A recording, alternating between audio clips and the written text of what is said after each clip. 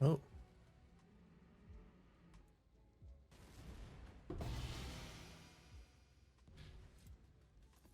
Oh, nice. Look at that. Oh. So abrupt. Come to me.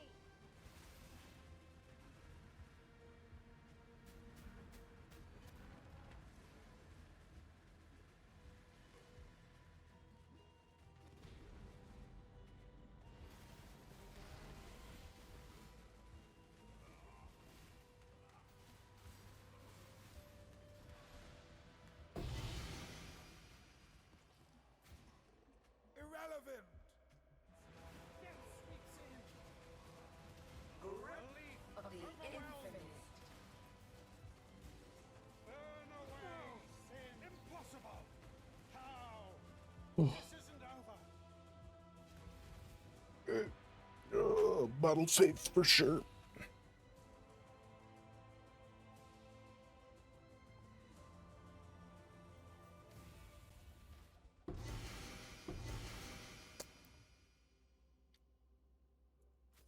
Nice.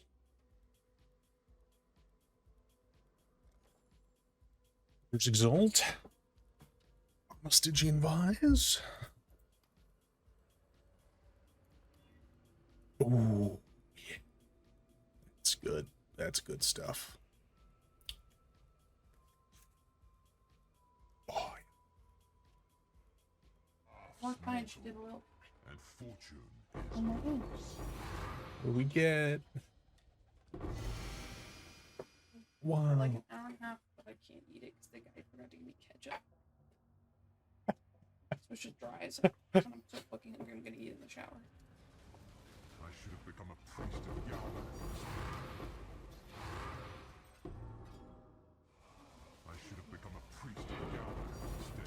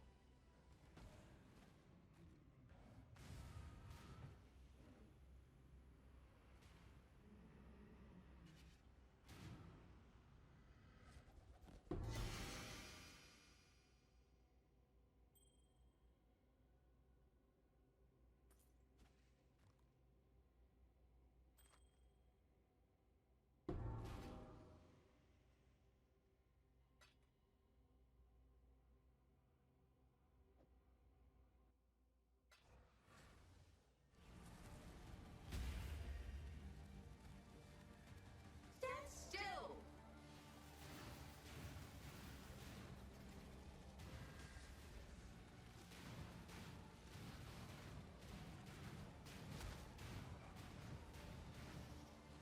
Stand still.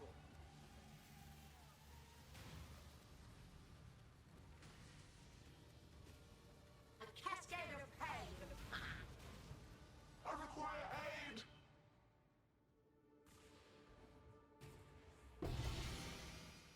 You forced an intervention, Nomad. You have proved.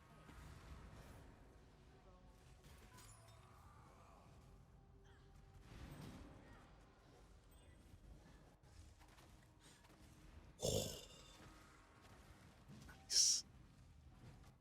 That's sick.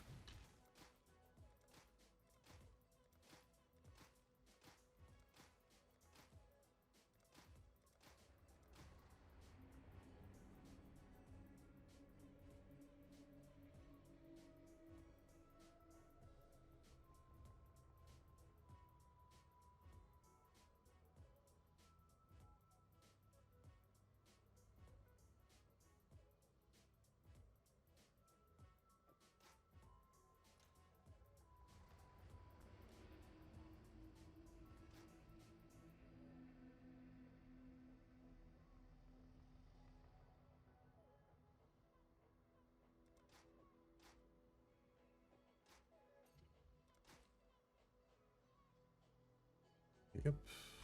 That's...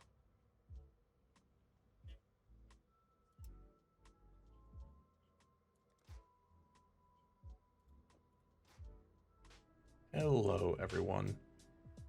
I hope you liked all of the various clips that I accumulated over the past couple of days as I leveled and finished out the Atlas with this Caswin Stun build, or I guess originally RF into Caswin Stun, which with a little bit of moonlighting of old Fire Trap, if you saw for a couple of the kills, I was really racking my brain because as you sort of saw with the Elder and the Shaper kill, they were a little bit clunky because there's not a ton of ads. So this typical loop of, you know, getting hits and triggering your penance mark, which has, you know, your firestorms and your flame surges and your detonate deads going off and sort of creating this loop, doesn't really happen all that well.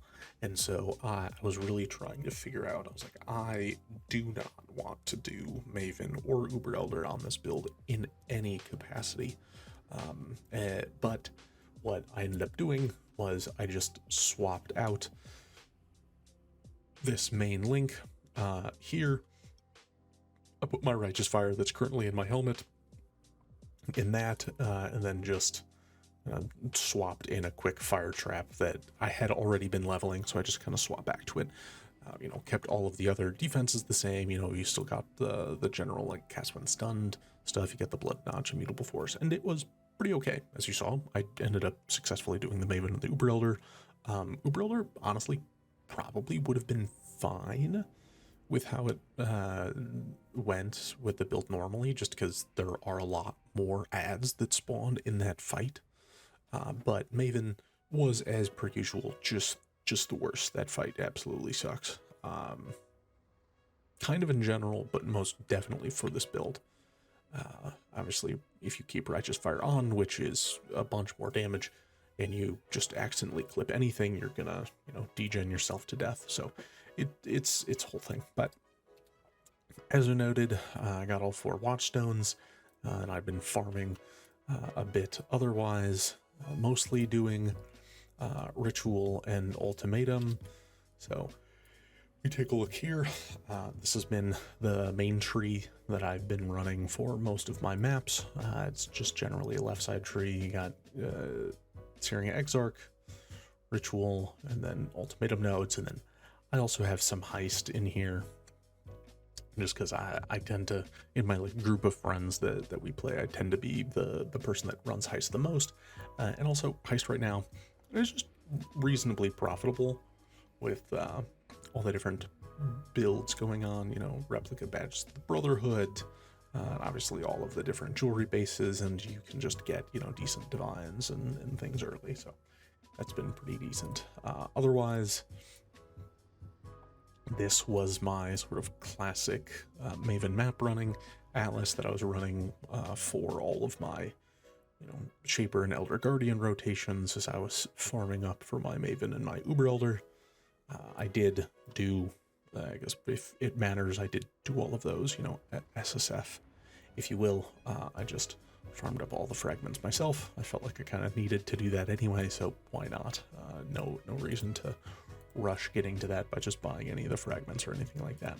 And then lastly, just for a little bit of a change of pace, I also have a Harvest Harbinger Betrayal type tree that I ran a bit, mostly just as a change of pace. I wouldn't necessarily say it was great, but you know, for the most part, I enjoy self-farming most of the things. I'm an, you know, an SSF player at heart, and realistically, I'll probably restart an SSF here in a little bit, but going through as much harvest juice as I have for reforging things, I felt the need to farm some of it myself. So this is also a pretty fun Atlas. New June seems pretty cool. I'll probably take more of a look at it in SSF myself, but this is typically how I end up splitting out my Atlases. I tend to have one, you know, essentially a like left, right, and middle Atlas, if you will, for the 3 different influences is usually how I end up splitting this out. But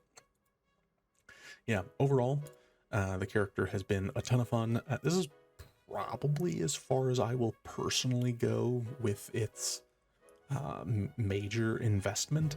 I just don't really feel much of a need to do more than this.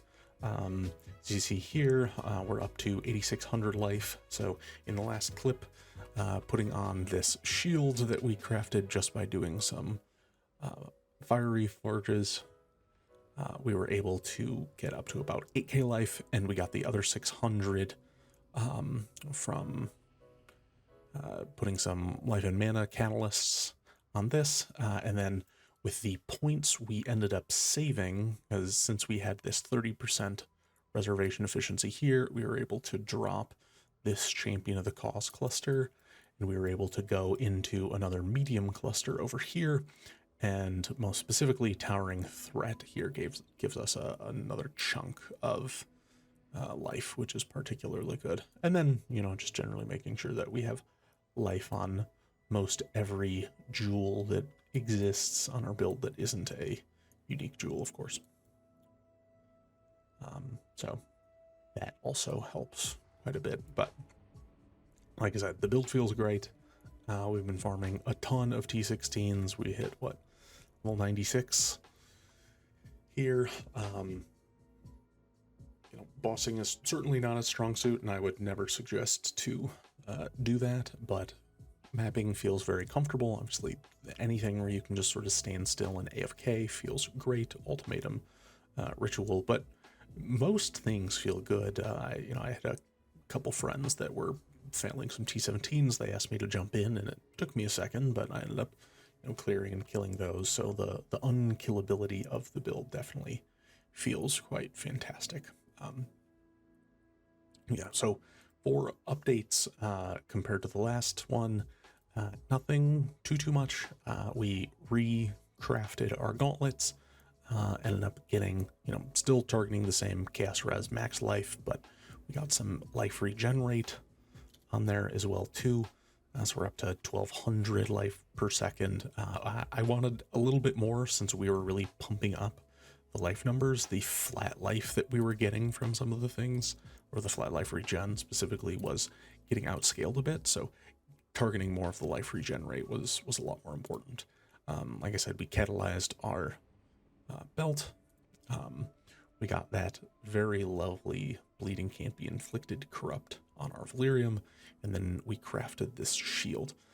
Otherwise, all of the gear is the same. I'm still running a item level 7 scepter. This is fine for the main upgrade we would likely be looking at. Beyond this, it would probably be a Dark Seer, the scepter that drops from whatever the Lycia T17 is. I forget the name. Sanctuary, maybe? I think.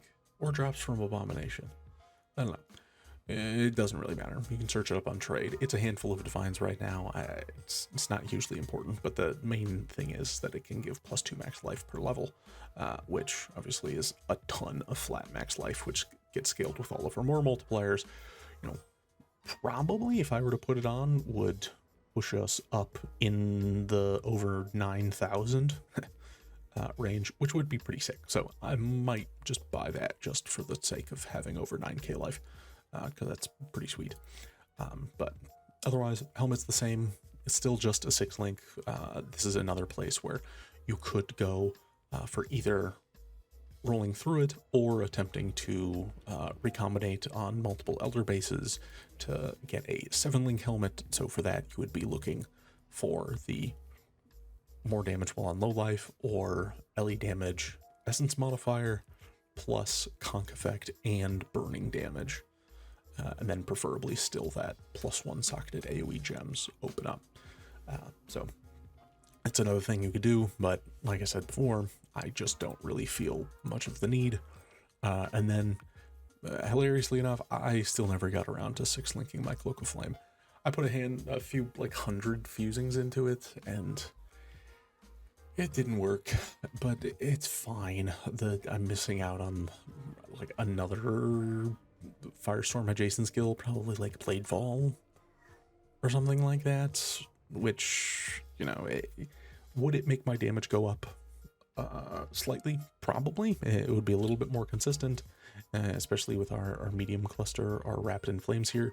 This 5% chance to cover enemies in ash on hit would have a much higher uptime consistency, since it's 5% chance and only lasts for 4 seconds. So having as many hits as you reasonably can for the covered in ash would be better. So I do highly suggest get your 6-link, but it just really hasn't been much of a big deal, so I haven't thought too much about it. For flasks, I have immunity to poison here and immunity to shock here. It's generally nice to get all of your bases covered when it comes to ailments. Like I said, I was able to get the bleed from this, so that removed a lot of pressure there. I have corrupted blood on the tree as the mastery, but you could of course get that on a jewel as well. And then for some of the other ones, I have the Wrapped in Flames notable prevents chill. I have chance to avoid being frozen on my boots here.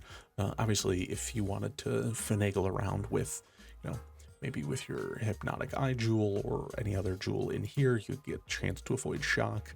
And then, craft it on your boots or craft on a prefix or something like that and run a storm shroud.